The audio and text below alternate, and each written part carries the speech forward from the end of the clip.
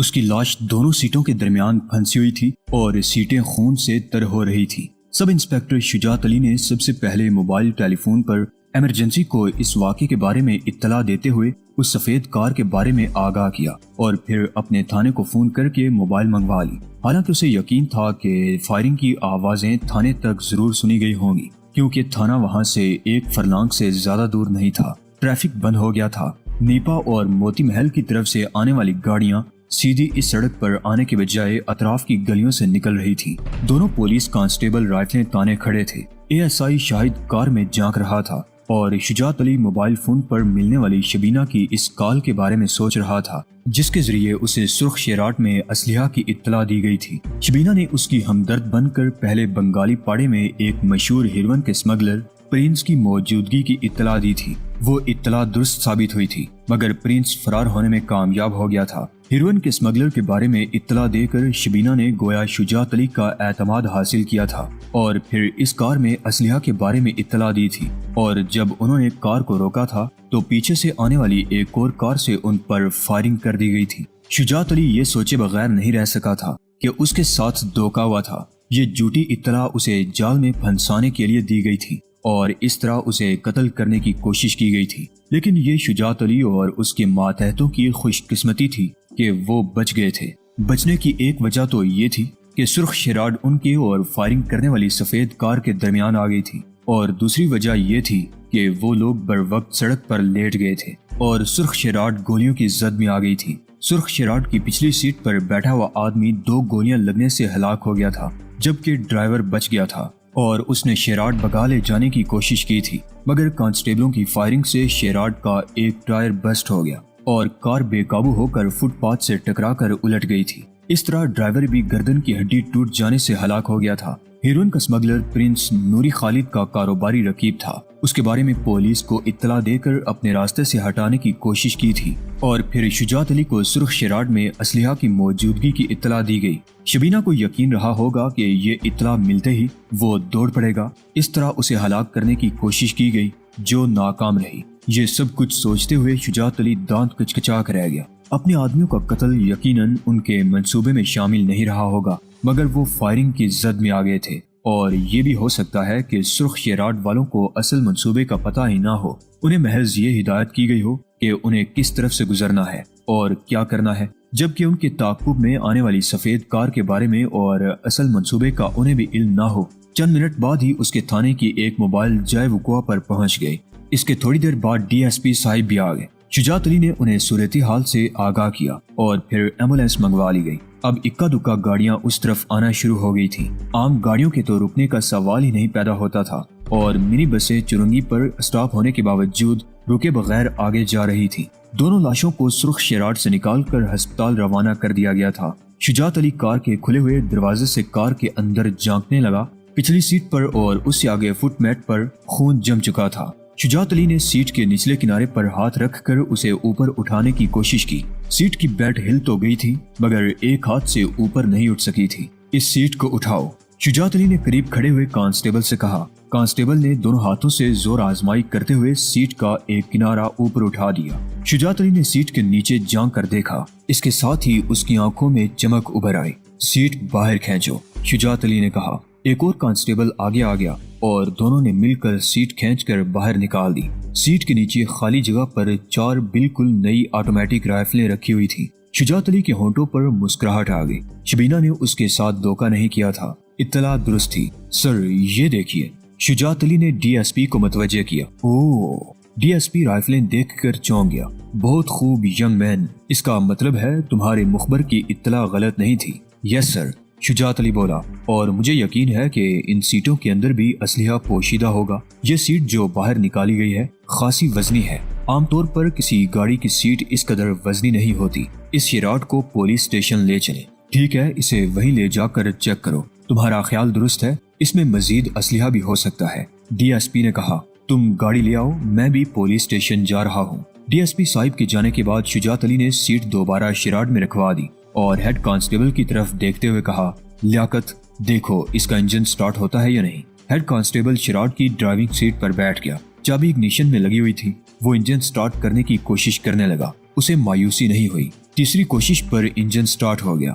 ٹھیک ہے، اسے میری جیپ کے پیچھے پیچھے لے آؤ، شجاعت علی اپنی جیپ کی طرف بڑھتے ہوئے بولا۔ اس نے موبائل والوں کو بھی اشارہ کر دیا۔ دوسرے پولیس والے موبائل کی طرف بڑھ گئے۔ آگے سب انسپیکٹر شجاعت علی کی جیپ تھی، اس کے پیچھے سرخ شراڈ اور اس کے پیچھے پولیس موبائل۔ یہ قافلہ 5 منٹ میں پولیس اسٹیشن پہنچ گیا۔ سرخ شراڈ کو تھانے کے گیٹ کے سامنے کھڑا کر دیا گیا۔ 2 پولیس والے رائفلیں تان کر کھڑے ہو گئے۔ ڈی ایس پی صاحب بھی تھانے سے نکل کر گیٹ پر آ گئے تھے۔ ان کی موجودگی میں شراڈ کی سیٹیں نکال کر ادھیر ڈالی گئیں۔ پچھلی سیٹ کے کشن کے اندر سے بھی 2 رائفلیں برآمد ہوئیں۔ 3 رائفلیں سیٹ کی پشت کے کشن کے اندر سے نکلی۔ اگلی سیٹوں کے کشن اور پشت والے کشن کے اندر سے رائفلوں کے میگزین اور 6 پستول برآمد ہوئے تھے۔ اس شراڈ سے مجموعی طور پر 9 آٹومیٹک رائفلیں، 6 پستول اور رائفلوں کے 18 میگزین برآمد ہوئے تھے۔ افسران بالا اور پولیس کو اس واقعے کی اطلاع دے دی گئی۔ 1 گھنٹے میں بعض پولیس افسران اور اخبارات کے رپورٹرز اور فوٹوگرافرز بھی تھانے پہنچ گئے۔ یہ شجاعت علی کی بڑی کامیابی تھی۔ پچھلے دنوں بھی اس نے دہشت گردوں اور جرائم پیشہ افراد کے خلاف بڑی کامیابیاں حاصل کی تھیں۔ اسے خطرناک نتائج کی دھمکیاں بھی مل رہی تھیں اور اس پر 3-4 مرتبہ قاتلانہ حملے بھی ہو چکے تھے۔ اس جیسے فرض شناس آفیسر کو کوئی بھی برداشت نہیں کر سکتا تھا۔ اس کے محکمے ہی کے بعض افسران اس سے خار کھائے بیٹھے تھے اور اسے نیچا دکھانے کے لیے موقع کی تلاش میں رہتے تھے، اور کچھ اعلیٰ آفیسر ایسے بھی تھے جو اس کی پشت پر تھے۔ آج کے اس واقعے کے بعد اس کی حفاظت کے لیے گارڈ مقرر کر دی گئی۔ ایک موبائل اس کی حفاظت کے لیے مخصوص کر دی گئی تھی۔ آج کی اس کامیابی کے لیے شجاعت علی شبینہ کا شکر گزار تھا۔ اب اسے سمجھنے میں دیر نہیں لگی تھی کہ آج پکڑا جانے والا یہ اسلحہ نوری خالد کا تھا، جو کسی دوسری جگہ سپلائی کے لیے لے جایا جا رہا تھا۔ شبینہ نوری خالد کے لیے کام کر رہی تھی۔ اس نے شجاعت علی کو اس کے بارے میں اطلاع دے دی۔ اس کا مطلب تھا کہ شبینہ نے بھی اپنے آپ کو داؤ پر لگا دیا تھا، لیکن سوال یہ پیدا ہوتا تھا کہ شبینہ ایسا کیوں کر رہی تھی اور اس پر اتنی مہربان کیوں تھی۔ اگر نوری خالد کو یہ پتا چل گیا کہ اس کا اسلحہ شبینہ کی اطلاع پر پکڑا گیا تھا تو وہ شبینہ کو زندہ نہیں چھوڑے گا۔ شجاعت علی اس رات 2 بجے گھر پہنچا۔ وہ لباس تبدیل کر کے اپنے بستر پر لیٹ گیا۔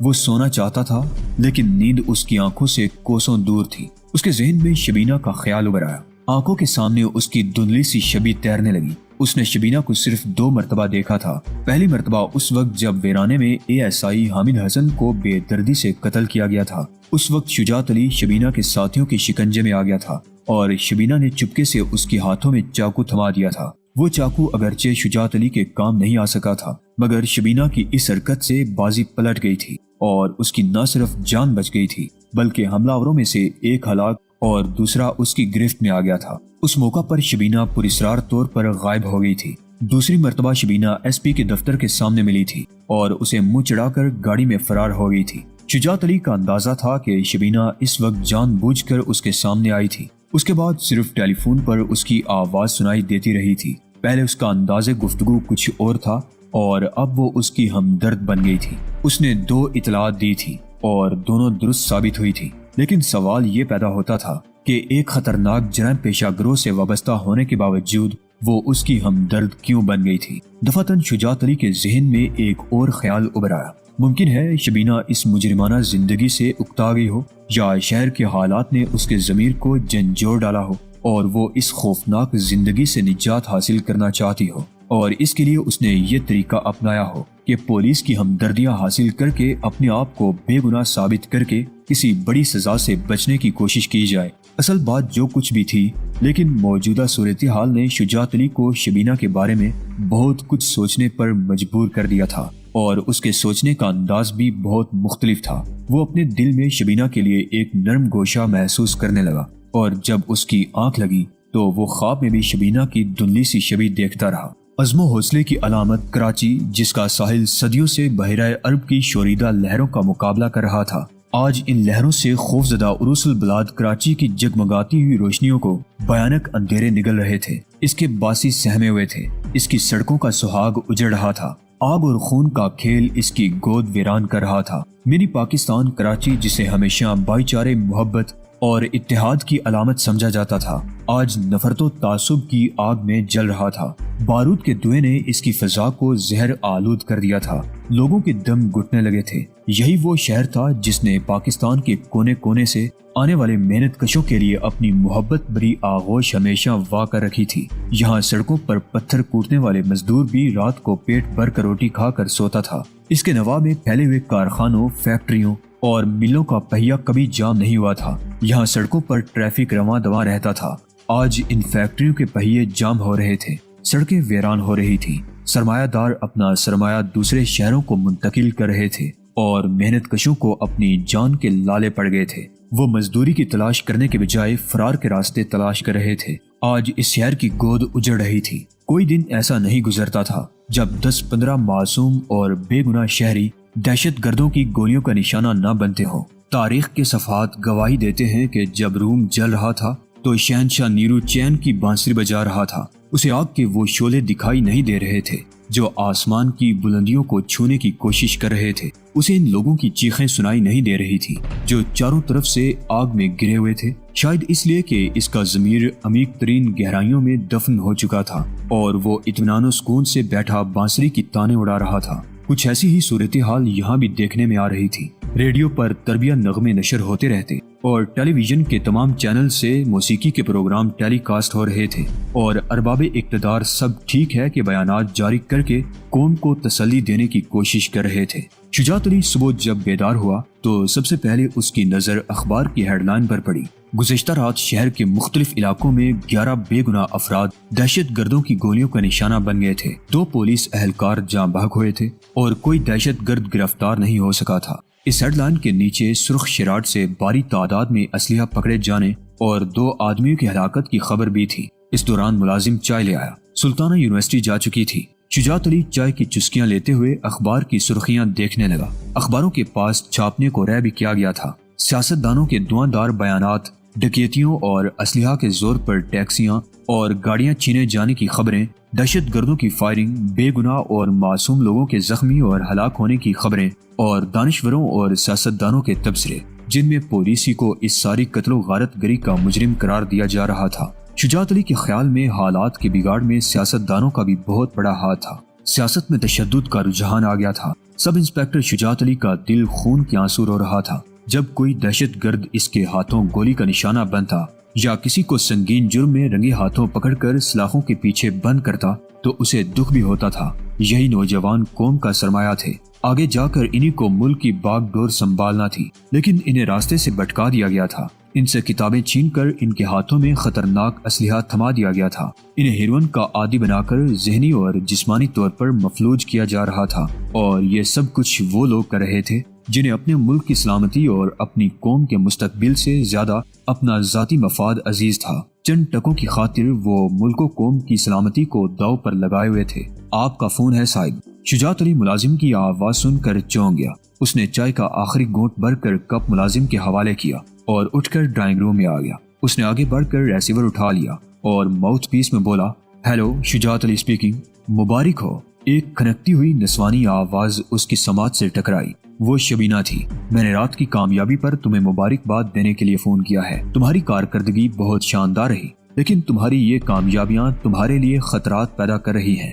مبارکباد کا شکریہ، لیکن گزشتہ رات تم نے مجھے اور میرے ساتھیوں کو مروانے میں کوئی کسر نہیں چھوڑی تھی، شجاعت علی نے کہا، اور چند لمحوں کی خاموشی کے بعد بولا، چند رائفلیں چارے کے طور پر ہمارے سامنے ڈال کر ہمیں مروانے کا پورا بندوبست کیا گیا تھا۔ مجھے افسوس ہے، شبینہ نے کہا، باخدا مجھے اس دوسری گاڑی کے بارے میں قطعی علم نہیں تھا۔ مجھے صرف یہ معلوم تھا کہ سرخ شراٹ میں اسلحہ لے جایا جا رہا ہے۔ میں یہ نہیں جانتی تھی کہ اس کی حفاظت کے لیے اس کے پیچھے بھی کوئی گاڑی موجود ہے۔ میں تمہاری موت نہیں، زندگی چاہتی ہوں۔ میں تمہیں دھوکہ دینے کا سوچ بھی نہیں سکتی۔ کیا تمہاری سوچ میں اس تبدیلی کی وجہ میں جان سکتا ہوں؟ شجاعت علی نے پوچھا۔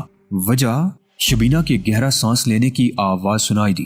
وجہ تم خود بھی سمجھ سکتے ہو۔ تم سے ملاقات ہو سکتی ہے، شجاعت علی نے کہا۔ میں وعدہ کرتا ہوں کہ اس ایک ملاقات میں تمہارے خلاف کوئی قدم نہیں اٹھاؤں گا۔ یہ ملاقات ہماری ذاتی حیثیت میں ہوگی، نہ میں پولیس آفیسر اور نہ تم قانون کو مطلوب۔ جواب میں شبینہ کا ہلکا سا کہکہا سنائی دیا۔ اس کا مطلب ہے کہ تم بھی میرے بارے میں مثبت انداز میں سوچ سکتے ہو۔ کوئی بھی شخص ماں کے پیٹ سے مجرم بن کر پیدا نہیں ہوتا، وہ جو کچھ بھی بنتا ہے اس میں حالات کا بڑا دخل ہوتا ہے۔ اگر تم راستے سے بھٹک گئی ہو تو اس کی بھی کوئی وجہ ہوگی، ہو سکتا ہے کوئی ایسا حل نکل آئے جو تمہیں رائے راست پر لے آئے۔ کیا تمہارا قانون ایک ایسے شخص کو معاف کر سکتا ہے جس کے ہاتھ خون میں رنگے ہوئے ہوں؟ قانون اندھا بہرا نہیں ہے، شجاعت علی نے کہا۔ بعض اوقات نہ چاہتے ہوئے بھی کوئی شخص گناہ کی دلدل میں دنستا چلا جاتا ہے۔ ہو سکتا ہے تمہارے اس پس منظر میں بھی کچھ ایسی وجوہات ہوں کہ قانون۔ یہ لمبی بحث ہے سب انسپیکٹر شجاعت علی، شبینہ نے اس کی بات کاٹ دی۔ اس وقت تو میں تمہیں ایک اور بات بتانا چاہتی ہوں۔ وہ کیا؟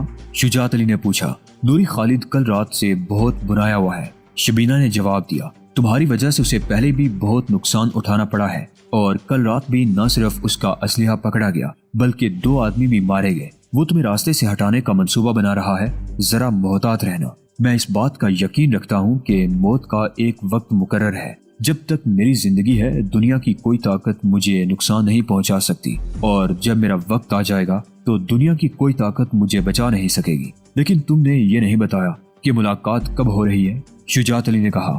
ملاقات؟ شبینہ نے ایک بار پھر کہکہا سا لگایا۔ بہت بےتاب ہو رہے ہو۔ ٹھیک ہے، میں تمہیں فون پر اطلاع کر دوں گی، لیکن مجھ سے ملاقات کے لیے تم یونیفارم میں نہیں سادہ لباس میں آؤ گے۔ ظاہر ہے یہ ملاقات ہماری ذاتی حیثیت میں ہوگی، تو پھر کب؟ میں فون پر اطلاع کر دوں گی، شبینہ نے کہا، اور اس کے ساتھ ہی لائن کٹ گئی۔ شجاعت علی کے منہ سے بے اختیار گہرا سانس نکل گیا۔ اس نے ریسیور رکھ دیا۔ وہ چند لمحے وہیں کھڑا شبینہ کے بارے میں سوچتا رہا، پھر اپنے کمرے میں آ کر باتھ روم میں گھس گیا۔ تیار ہونے کے بعد وہ ناشتہ کر رہا تھا کہ اس کے تھانے کی موبائل پہنچ گئے۔ انہیں چائے بنا کر دو، مجھے ابھی چند منٹ لگیں گے، شجاعت علی نے ملازم سے کہا، اور اطمینان سے ناشتہ کرتا رہا۔ ناشتے کے بعد وہ ڈرائنگ روم میں آ گیا اور فون کا ریسیور اٹھا کر نمبر ڈائل کرنے لگا۔ وہ تقریباً آدھے گھنٹے تک مختلف نمبروں پر فون پر باتیں کرتا رہا، پھر اس نے ریسیور رکھ دیا اور ٹوپی سر پر جماتا ہوا لاؤنج پر آ گیا، جہاں اس کی والدہ اور والد بیٹھے باتیں کر رہے تھے۔ اچھا ماں جی، میں جا رہا ہوں، واپسی کا کچھ پتہ نہیں، اس نے کہا۔ جاؤ بیٹا، خدا تمہیں اپنی حفظ و امان میں رکھے، ماں نے دعا دی۔ خدا حافظ ابو، شجاعت علی نے باپ کی طرف دیکھتے ہوئے ہاتھ ہلایا اور باہر نکل گیا۔ 4 پولیس والے موبائل کے اندر بیٹھے ہوئے تھے اور 2 باہر کھڑے تھے۔